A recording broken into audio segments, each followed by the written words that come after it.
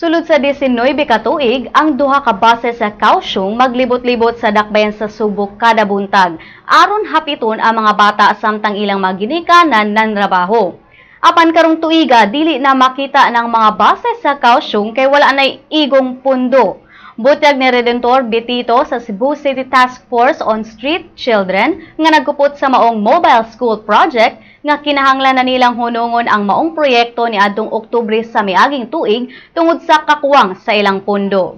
Ang mobile school program mao'y unang programa alang sa mga bata nga nahunong tungod sa problemang pinansyal sa Children of Cebu Foundation Incorporated.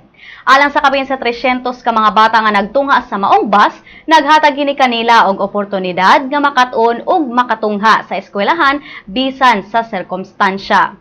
Nagkanayon si Bitito nga naglaom gihapon siya nga makakuhag pundo alang sa maong programa.